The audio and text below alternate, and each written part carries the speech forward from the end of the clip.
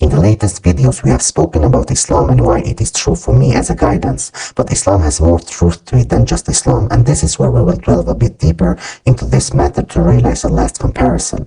This will be the last. So did we know that Islam consists of Sunni Islam and Shia Islam? Many of us are not aware of this, and some of us do not think much about it. Since there are two sides of Islam, and since they both differ, in what differ both can't be true, only one can prevail as the ultimate truth. To say that both is truth is to say that God can exist and not at the same time, which is not possible. So which is true? Firstly, my intention with this comparison is not to cause any division among Muslims. I believe strongly that we should live together, pray together, eat together, be friends of each other within both faiths and any other faiths. A division would mean that we do not speak to each other and ignore each other, but that is absolutely not what is meant by this comparison. This comparison between Sunni Islam and Shia Islam is like any other comparison we have made in name of Islam with other religions. The purpose of it is to find a true path God has sent for us, meaning to find God, and the rest is for one to be good with people and respect each other. So between oneself and God, who am I? Do I call myself a Muslim according to Sunni Islam or Shia Islam? That is what the purpose is, to find a way between oneself and God. Finding the answer to this question is something between oneself and God, and to the rest, meaning for people around you, one should live in harmony with all kinds of faiths, be it an atheist, a Christian, or whatever. My faith, which is either adhering to Sunni Islam or Shia Islam, presents that it is important to live in harmony with everyone, regardless of belief, as long as within a group of differences it is peace, and that injustice, oppression, or any transgression in a bad way is not taking form. And definitely the other side of Islam I do not adhere to teaches the same. I will present my view in good mannerism and with respect, and I hope also that I do not come out as arrogant with this. It is not my intent. Rather, I just want to explain why I chose one path within Islam over the other. For me to be able to find my answer within Islam, I have to compare fundamental differences between these two faiths, and with the logic conclude a truth. This is the same method as before when comparing religions side to side.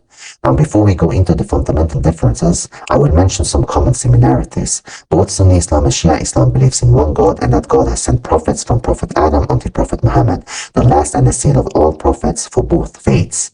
Sunni Islam and Shia Islam shares the common view that the Holy Book of God, the Quran, is unchanged, preserved by God, and that God has come with other holy scriptures before the Quran, such as the Bible and the Torah, but that they have been altered. Only the Quran is unchanged according to both Sunni and Shia Islam.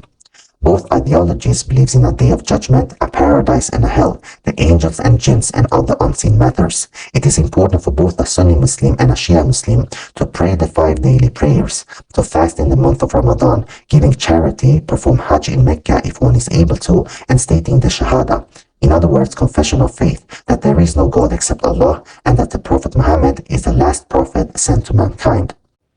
Now, the differences occurred after the Prophet. One difference is that Sunni Islam finds Abu Bakr to succeed the Prophet, while Shia Islam mention it to be Imam Ali, who is the successor.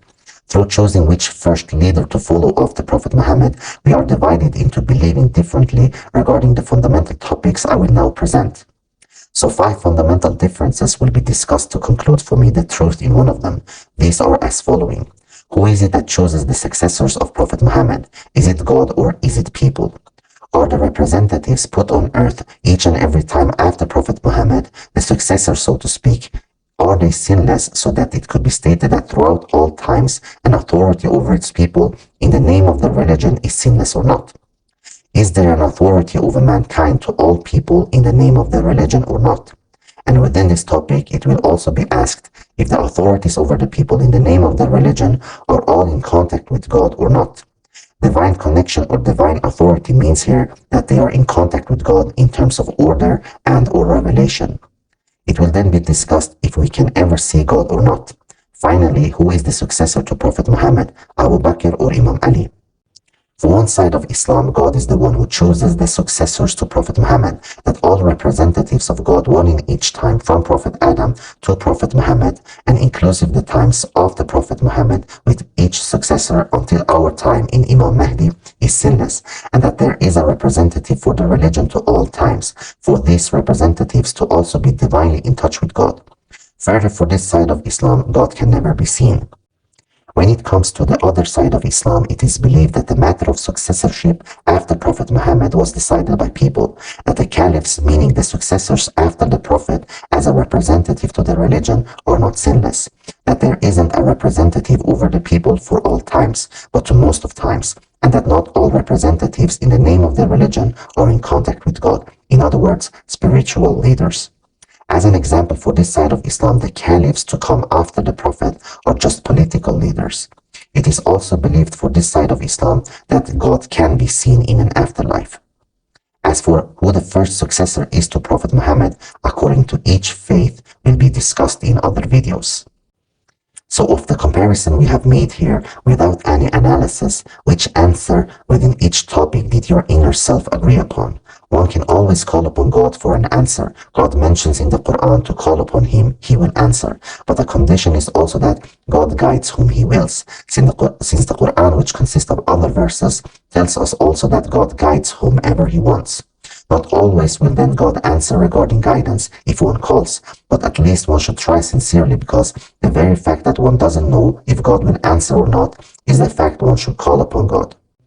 Now, both Sunni Islam and Shia Islam have the Quran as the main source of book. This holy book is the same for both, coming from God, but the explanation of the Quran and the Prophet's teachings is documented within each separate books, meaning Sunni Islam adheres to their books of narrations and Shia Islam to their books of narrations explaining the religion.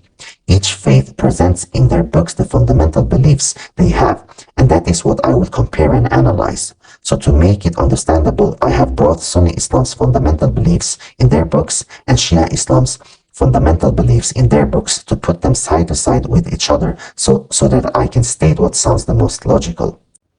And some fundamental beliefs presented here does not necessarily have a reference to it, but it is known for either Sunni Islam or Shia Islam to believe the way I am going to point out. In the upcoming videos, I will present my answer within each topic. One topic per video will be analyzed, or one statement over the other is more logical for me.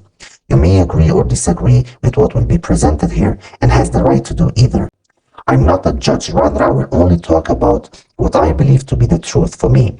I hope, and with the intentions I have, which is not hidden from God, that it is done with correct purpose. A summary video will be presented at last, in which would state the evidence to the fundamental beliefs of each faith. Some references will also be included in the videos the topics are presented. In the summary video, which is the video after the videos of each topic, I will also by name state which side of Islam I adhere to, either Sunni Islam or Shia Islam.